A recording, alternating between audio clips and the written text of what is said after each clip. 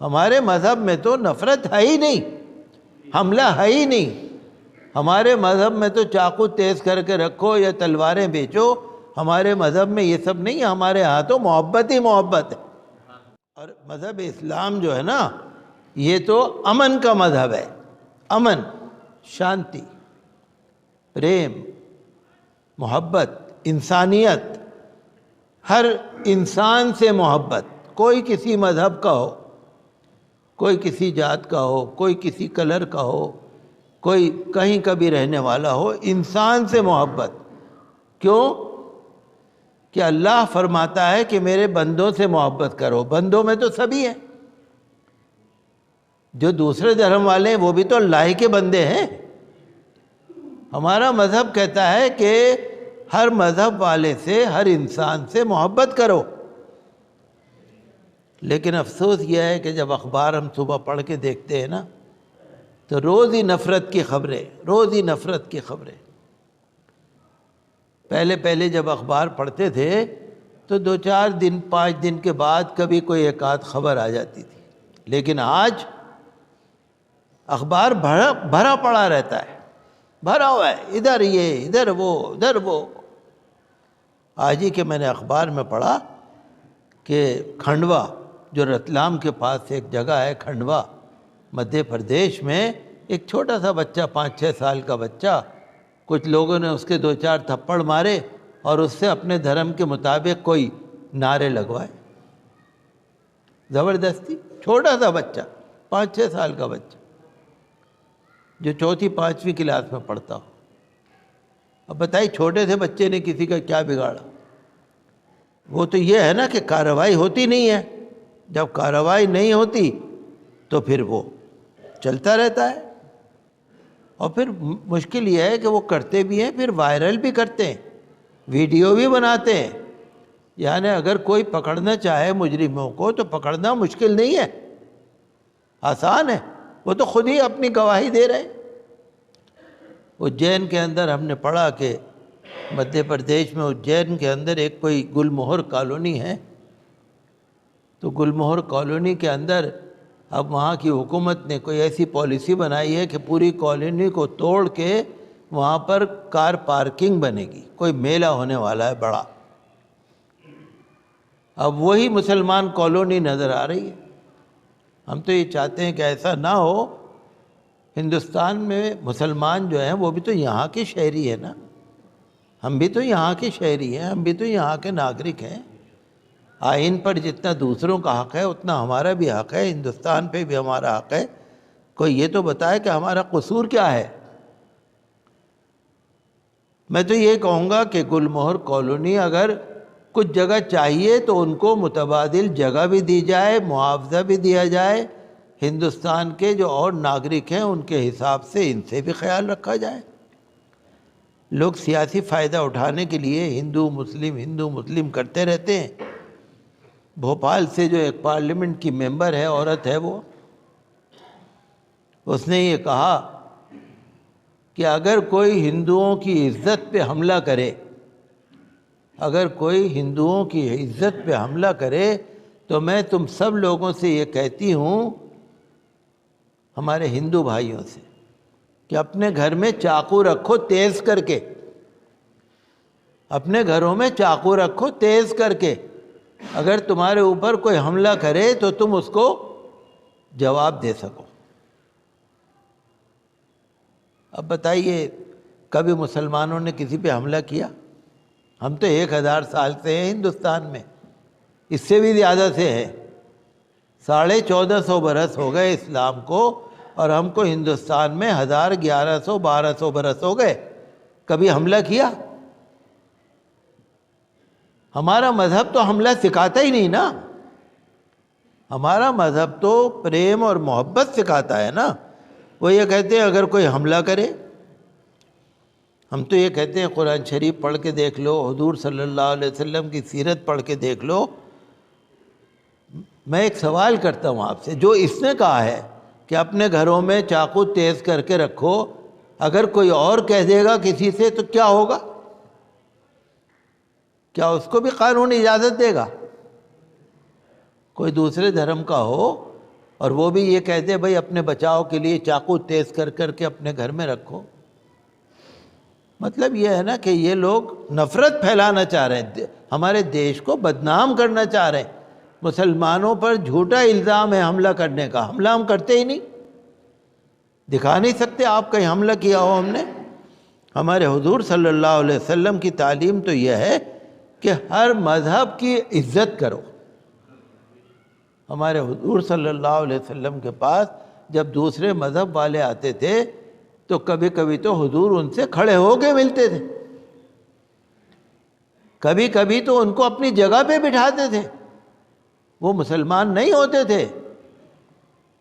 ہمارے مذہب میں تو نفرت ہے ہی نہیں، حملہ ہے ہی نہیں۔ ہمارے مذہب میں تو چاقو تیز کر کے رکھو یا تلواریں بیچو، ہمارے مذہب میں یہ سب نہیں ہے، ہمارے ہاں تو محبت ہی محبت ہے۔ تو یہ خواہ جھوٹے الزام لگاتے ہیں مسلمانوں پر۔ میں نے سنا کرناٹک کے اندر وہاں ایک ضلع ہے سورت کل، ایک ضلع ہے جنوبی کرناٹک کے اندر، وہاں میں نے ایک دو دن پہلے اخبار میں پڑھا کہ سورت کل کے اندر ضلع کے اندر ایک عبد الجلیل نام کا کوئی دکاندار تھا مسلمان، کچھ لوگوں نے اس پہ حملہ کر دیا، چاقوؤں سے حملہ کر دیا۔ یہ جو کہہ رہے ہیں نا چاقو تیز کر کے رکھو، چاقوؤں سے حملہ کر دیا۔ وہ بیچارہ اپنے آپ کو بچانے کے لیے ادھر ادھر دوڑا، حملہ آوروں نے اس کو پکڑ کے مار ہی دیا، ہسپتال میں گیا بیچارہ مردہ۔ جولائی کے مہینے میں بھی اسی آس پاس کے علاقے میں معصوم نام کے ایک انسان کو مار دیا تھا، ایک فیصل نام کے انسان کو مار دیا تھا۔ تو اگر یہ کارروائی ہو تو پھر ہمارے دیش کا ماحول اچھا بنے۔ یہ لنچنگ جو ہو رہی ہے نا، اقلیتوں کو انصاف ملنا چاہیے، حفاظت ملنی چاہیے۔ آپ کو معلوم ہے کہ ہمارا دیش G20 گروپ کا پریزیڈنٹ بن گیا، سردار بن گیا۔ G20 گروپ، ہندوستان پوری دنیا میں 20 بڑے بڑے ملک، ان کا ادھیکش بن گیا ہندوستان، اور یہ لوگ جو ہیں ہندوستان کو بدنام کرنے پہ لگے۔ تو ہم تو یہی چاہتے ہیں کہ ایک ماحول اچھا بنے، سب طرف پیار و پریم کا ماحول ہو، اور سب کو انصاف ملے۔ انسان تو انسان، اب تو یہ ہرے رنگ سے بھی نفرت کرنے لگے۔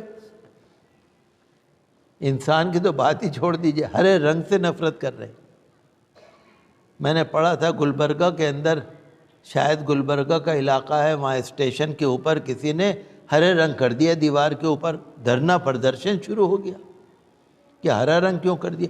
ہرے رنگ کو بھی لوگوں نے مسلمانوں سے جوڑ دیا۔ آپ دیکھ رہے ہیں نا، سارے جتنے پارک ہیں وہاں ہری ہری گھاس ہے نا،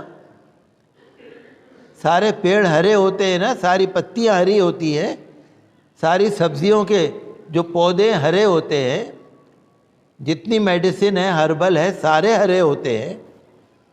تو ہرے سے کہاں تک بچیں گے؟ اور آج کل تو سردیوں کا موسم ہے، لوگ کہہ رہے ہیں کہ سردیوں کے موسم میں زیادہ سے زیادہ آپ ہرے پتی والی سبزیاں کھاؤ، اس کے اندر آپ کو ہیموگلوبن، جو ہمارے خون کی جو سطح ہوتی ہے، وہ بھی ٹھیک رہے گی، اور سبزیوں کے اندر آپ کو غذائی اجزاء بہت ملیں گے۔ ہری سبزی تو بھئی ہرے رنگ سے اگر نفرت ہے تو ہری سبزی بھی نہ کھاؤ، ہرا پتا بھی نہ لو۔ جو سلاد کھاتے ہیں لوگ، شوق سے سلاد کھاتے ہیں، وہ کیسے رنگ کا ہوتا ہے؟ وہ بھی ہرا ہوتا ہے۔ ہری جو سبزیاں ہیں ان کے اندر فائبر ہے، فولک ایسڈ ہے، وٹامن سی ہے، پوٹیشیم ہے، میگنیشیم ہے، بہت سارے غذائی اجزاء ہیں۔ تو لوگوں نے ہرے رنگ کو بھی مسلمانوں سے جوڑ دیا۔ اب یہ نہیں دیکھ رہے جب مسلمانوں سے جوڑا ہے تو یہ بھی نہ لو نا، ساری چیزیں نہ کھاؤ کچھ بھی۔ میں آپ کو بتاؤں، ہمارے رنگ، سارے رنگ ہمارے، سارے رنگ اللہ نے بنائے۔ قرآن شریف میں ذکر ہے، وَمَنْ أَحْسَنُ مِنَ اللَّهِ صِبْغَةَ، صبغۃ اللہ، اللہ کا رنگ۔ پہلے پارے کے آخر رکوع میں ہے صبغۃ اللہ، اللہ کا رنگ۔ وَمَنْ أَحْسَنُ مِنَ اللَّهِ صِبْغَةً، اللہ سے اچھا رنگ کس کا ہو سکتا ہے؟ اللہ کا رنگ کا مطلب یہ ہے دینداری، ایمانداری، اللہ پر ایمان، اللہ کے رسول پر ایمان ہمارے عمل کے اندر ظاہر ہو جائے کہ ہاں یہ مومن ہے، مسلمان ہے، عمل کے اندر۔ جیسے صحابہ کرام رضی اللہ عنہم اجمعین تھے نا، ان کو دیکھ کر لوگ دیوانے ہو جاتے تھے، عاشق ہو جاتے تھے کہ کتنے نیک لوگ ہیں یہ۔ جب محمد ابن قاسم نے سندھ پر حملہ کیا اور سندھ کے اندر اسلامی حکومت قائم کی، تو جتنے یہاں کے لوگ تھے نا غیر مسلم، محمد ابن قاسم کے عاشق ہو گئے تھے۔ اتنا اچھا انسان، اتنا انصاف والا، اتنی محبت والا۔ تو ہمارا رنگ ہرا رنگ نہیں ہے، ہمارا رنگ ایمان والا رنگ ہے۔ ہمارا رنگ وہ ہے کہ جو اللہ اور رسول کا رنگ ہے، اور وہ یہ ہے کہ ہم اٹھتے بیٹھتے اللہ کی عبادت کریں اور اللہ کے حکم کو مانیں۔ تو لوگوں نے مسلمانوں سے ہرے رنگ کو بھی جوڑ دیا۔ تو بہرحال یہ تو سیاست چل رہی ہے، نفرت کی سیاست جو ہے نا، یہ تو راجنیتی ہے۔ میں تو کہتا ہوں ان لوگوں کو ہمارا احسان ماننا چاہیے، مسلمانوں کا احسان ماننا چاہیے۔ ہمارے سہارے سب کچھ کام ہو رہے ہیں۔ جب الیکشن آ جائے حجاب کا مدعا چھوڑ دو، جب الیکشن آ جائے آپ قرآن شریف کا مدعا چھوڑ دو، مدرسے کا چھوڑ دو، مسجد کا چھوڑ دو، کرتا پجامے کا چھوڑ دو، اور داڑھی اور کچھ چھوڑ دو۔ ان کو تو احسان ماننا چاہیے۔ مسلمان بھائیوں، تمہارا احسان ہے، تمہاری وجہ سے تو ہماری حکومت چل رہی، تمہاری وجہ سے تو ہمارا کاروبار چل رہا ہے۔ اگر تم نہ ہوتے تو ہم کیا کرتے بیچارے؟ سب چیز مسلمانوں سے چل رہی ہے۔ لیکن میں آپ سے پھر وہی کہوں گا کہ ہمیں اللہ کے رنگ میں رنگنا ہے۔ رات کو جلدی سو جاؤ۔ اللہ کا رنگ کیا ہے؟ رات کو عشاء کی نماز پڑھ کے جلدی سے سو جاؤ اور تہجد میں اٹھ جاؤ اور فجر کی نماز جماعت سے پڑھو، اور سب بچے بڑے فجر میں اٹھنے کی عادت ڈالو، دین کا علم، دنیا کا علم حاصل کرو، اپنے بچوں کو اچھا مسلمان بناؤ۔